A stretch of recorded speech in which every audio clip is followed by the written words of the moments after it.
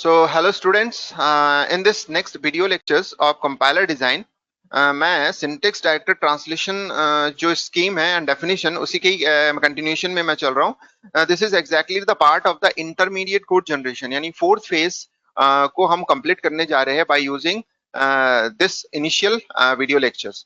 तो ये जो फर्स्ट वीडियो लेक्चर्स है इसमें कि ये ट्रांसलेशन स्कीम को हम बताने जा रहे हैं. तो ऑलरेडी हम पढ़ चुके हैं कि सिंटेक्स डायरेक्टर डेफिनेशन होता क्या है और सिंटेक्स डायरेक्टर ट्रांसलेशन स्कीम क्या होता है.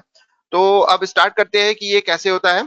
So you can see that जैसे डेफिनेशन दिया हुआ है, इस डेफिनेशन में आप देखेंगे कि when designing a translation scheme some restriction should be observe to ensure that an attribute value is available when a semantic action refer to that attribute. तो इसका मतलब है, अब एक चीज और नया चीज आपको पता चल जा रहा है कि सिंटेक्स डायरेक्टर डेफिनेशन में हम वैल्यूज अगर छोड़ भी देते हैं तो कोई प्रॉब्लम नहीं होता है, बट ट्रांसलेशन स्कीम में वैल्यूज का प्रोपोगेशन परफेक्ट होना चाहिए, यानी कोई भी जगह हम छोड़ नहीं सकते, किसी भी चीज को हम छोड़ नहीं सकते.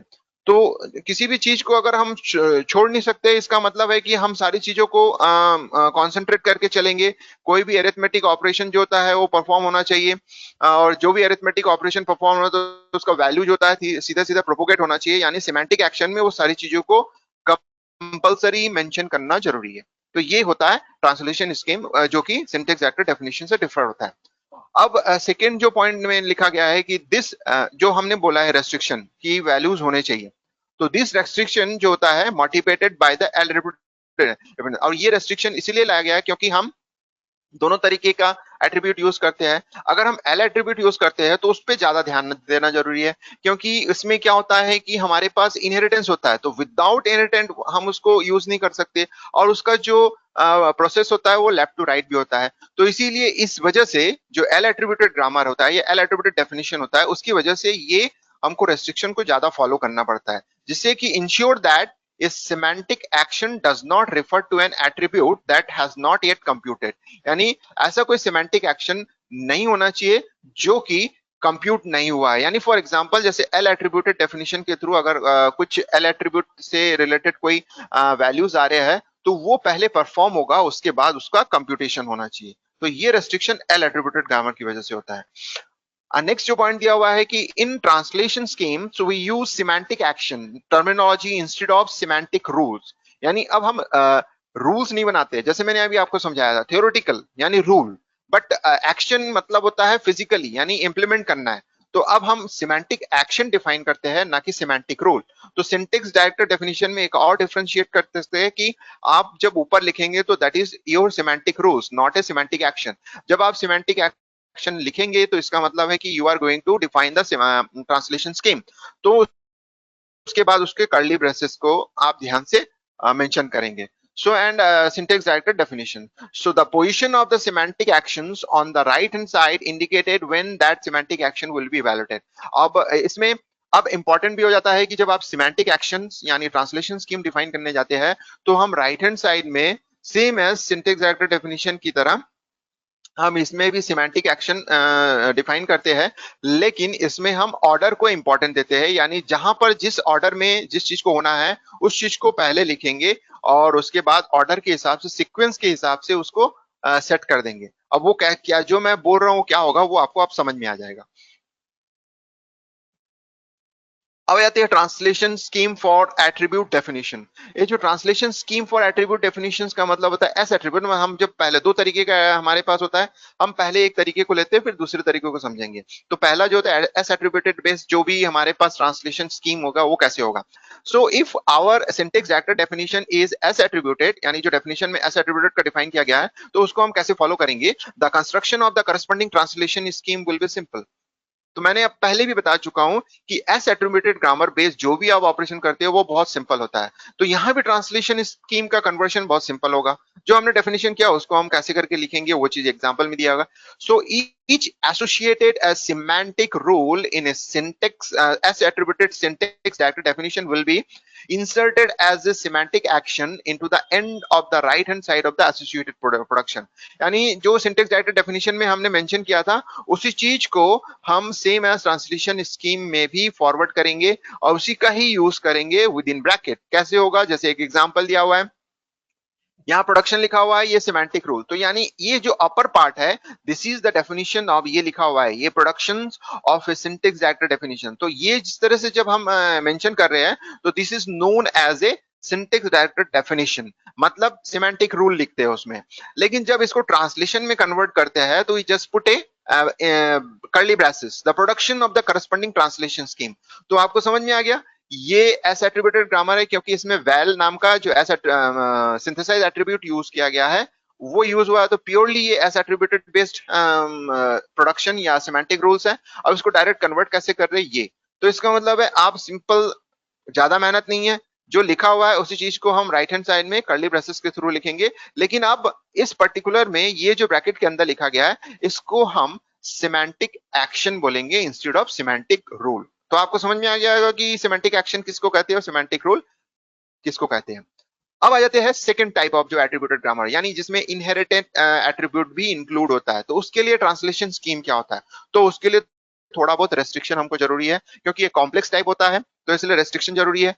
तो रेस्ट्रिक्शन के लिए क्या होता है देख लीजिए, कि if a translation scheme has to contains both synthesized and inherited attributes, we have to observe the following rules। यानी ऐसा कोई ग्रामर या ऐसा कोई रूल्स, सिंटेक्स डायरेक्टर यानी सिमेंटिक रूल्स दिया हुआ है जिसमें हमको दोनों चीजें दिख रही है, इनहेरिटेड एट्रीब्यूट्स भी दिख रही है, सिंथेसाइज्ड एट्रीब्यूट भी दिख रही है। तो उसके लिए हम इन तीन चीजों को फॉलो करना जरूरी है।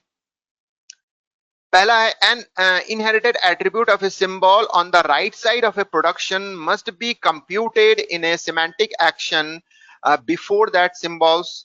तो इसका मतलब है कि जो अभी बताया था कि अगर किसी चीज को कंप्यूट कर रहे हो तो उसमें अगर कोई इनहेरिटेड एट्रीब्यूट यूज हो रहा है तो उसको पहले हम ऑपरेट कर लेंगे, यानी पहले हम उसको प्रोसेस कर लेंगे फिर उसका यूज करेंगे। Second, a semantic action must not refer to a synthesize attribute of a symbol to the right hand side of that semantic action। तो semantic action ये हो गया। and next one is the synthesized attribute for the non-terminal on the left can only be computed after all the attribute it reference have been computed। सो इसका मतलब ये बोला गया है, तीन चीजों को ध्यान दे। तो थर्ड चीज इंपॉर्टेंट है कि लेफ्ट हैंड साइड में तब तक आप असाइन नहीं करेंगे, तब तक आप ट्रांसफर नहीं करेंगे किसी वैल्यू को, जब तक कि राइट हैंड साइड में कोई चीजें कंप्लीट नहीं हो जाता है, क्योंकि राइट हैंड साइड में ही लेफ्ट हैंड साइड डिपेंड होता है। तो इसलिए लेफ्ट हैंड साइड का जो सिंथेसाइज एट्रीब्यूट होता है इट विल बी एक्टिवेटेड या it will be computed after the all operation from the right hand side. तो सिंटेक्स जो डायरेक्टर ट्रांसलेशन स्कीम बनाएंगे तो उसमें आपको ये चीजें ध्यान देने पड़ेगी। तो जो चीजें मैंने पहले आपको बताते आए कि इनहेरिटेड एट्रीब्यूट में करना क्या है, उस चीज को यहाँ तीन जो पॉइंट है उसमें समझाया गया है। सो इसी चीज को आपको समझ में आ गया। So with L attributed syntax director definition it is always possible to construct a corresponding translation scheme which satisfy these three conditions।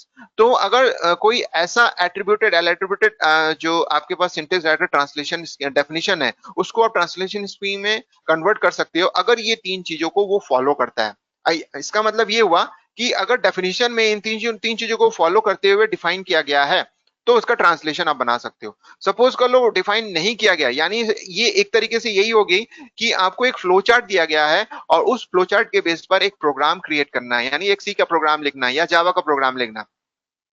Suppose कर लो फ्लो चार्ट में कुछ ऐसा फ्लो हो रहा है जो कि अनप्रेडिक्टेबल है, तो उसके बेस पर आप उसका जो होता है ट्रांसलेशन स्कीम नहीं बना सकते। तो इसका मतलब आप डाउट करोगे, तो वही चीज यहाँ बोला गया है कि ऐसे सिंटेक्स डायरेक्टर डेफिनेशन जिसके डेफिनेशन में ही प्रॉब्लम है, जिसमें एट्रीब्यूट्स का सही तरीके से फ्लो नहीं हो रहा है, तो फिर उसका आप ट्रांसलेशन स्कीम नहीं बना सकते हो। इसका मतलब है अगर ट्रांसलेशन स्कीम बनाना है तो सिंटेक्स डायरेक्टर डेफिनेशन में ये तीन चीजें फॉलो होनी चाहिए। Is that clear? I think so कि आपको समझ में आ गया होगा क्या होता है। अब आ जाते हैं एक ट्रांसलेशन स्कीम को समझने की कोशिश करते हैं। तो ये जो ट्रांसलेशन स्कीम है, यानी ये एल एट्रीब्यूटेड बेस्ड ग्रामर के है और एक होता है एस एट्रीब्यूटेड बेस्ड ग्रामर। मैंने आपको बताया कि L attributed top down approach को फॉलो करता है और बॉटम अप। एक बहुत सा सिंपल एग्जांपल के थ्रू जो मैंने अभी एक्सप्लेन किया कि ट्रांसलेशन स्कीम कैसा होना चाहिए, यहाँ आपको बताया गया।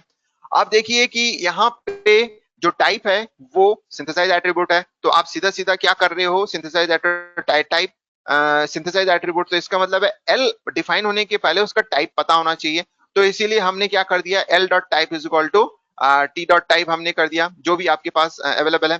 अब आ जाते हैं T dot type is equal to integer कर दिया और फिर जो था टी डॉट टाइप। तो इसका मतलब है एल राइट हैंड साइड में लिखा गया है, तो आप ध्यान से देखिए कि पहले वाले प्रोडक्शन में एल राइट हैंड साइड में लिखा गया, इसका मतलब ये हुआ कि एल ये हमारे पास तो प्रोडक्शन है। एक्चुअली आप देखिए, ध्यान से देखेंगे तो आपको समझ में आएगा, ये इसमें दो चीजें हैं, टी डी प्रोडक्शन टी और एल, इसको मैंने अलग अलग करके लिखा, इसलिए लिखा क्योंकि ट्रांसलेशन स्कीम में जो होता है हम इंसर्ट करके लिखते हैं हर चीजों को, और डेफिनेशन में हम always right hand side extreme right में लिखते हैं और बाकी सबको लेफ्ट हैंड साइड में लिखते हैं। लेकिन ट्रांसलेशन स्कीम में हमको एक चीज ध्यान देना पड़ता है कि इसमें इंसर्शन होता है।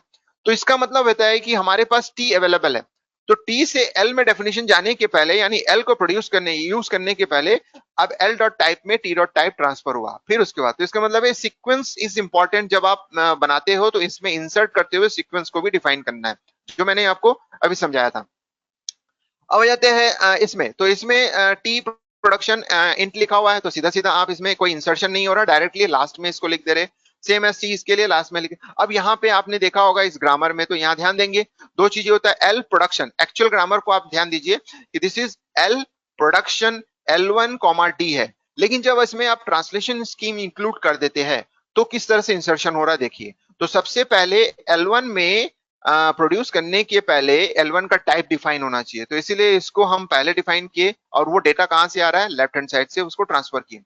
तो इस तरह से इसको पहले, यानी L1 के पहले लिखे, उसके बाद जो होता है L1 आया, L1 के बाद ID आया, ID जब आया तो इसका मतलब है ID के बेस पर सिंथेसाइज एट्रीब्यूट को डिफाइन किया गया। तो आप देख सकते हैं कि जो इनहेरिटेड एट्रीब्यूट्स है उसको ऑलवेज हम किसके पहले लिखते हैं, नॉन टर्मिनल या टर्म जो भी होता है उसके पहले लिखते हैं, यानी वो डिफाइन होना चाहिए, चाहे पहला प्रोडक्शन ले लेते हैं या इस प्रोडक्शन को लेते हैं।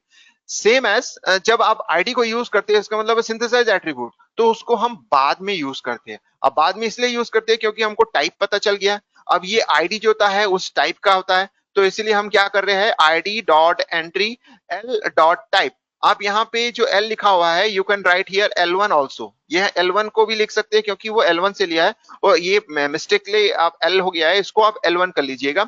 तो यहाँ पे this is known as L1, so add type id dot entry L1। तो इसमें दो एट्रीब्यूट यूज हुआ है, id डॉट एंट्री का मतलब होता है सिंबल टेबल से वो डेटा लेता है कि आईडी का नाम क्या है, और उस नाम के बेस पर जो होता है हम उस नाम के बेस पर हम सीधा सीधा जो होता है एल डॉट टाइप क्या होता है, दैट इज इनहेरिटेड एट्रीब्यूट, यानी टाइप मिल गया। अब इन दोनों के बेस में हम एक एड टाइप करते हैं और वो जाके सिंबल टेबल में इंटर हो जाता है, यानी उसका टाइप भी डिफाइन हो। तो सबसे पहले सिंबल टेबल में ब्लैंक एक वैल्यू था, यानी वेरिएबल का नाम था, अब उस वेरिएबल के नाम के साथ एक चीज और जुड़ गया, एसोसिएट हो गया उसका टाइप। तो इस तरह से हम ऐड एंट्री कर रहे हैं। सेम एज यहाँ पे देखिए, तो यहाँ पे हम सीधा सीधा आईडी के राइट साइड में ही लिख रहे हैं, तो इस तरह से ये एल डॉट टाइप हो गया। तो यहाँ एक करेक्शन कर लेंगे, यहाँ पे एल डॉट टाइप है उसमें L1 डॉट टाइप कर लेंगे क्योंकि ये L1 के बाद डिफाइन हुआ।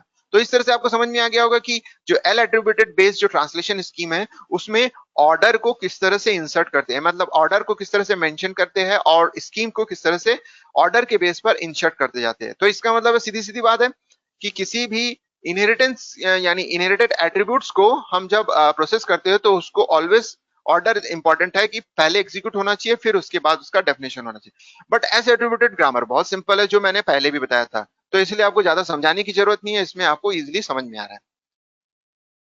सो टॉप डाउन ट्रांसलेशन जो होता है इसमें होता है दो तरीके होता है। तो top down translation we will look at the implementation of L attributed definition during predictive parsing, और उसके बाद instead of syntax directed translation we will work with the translation scheme.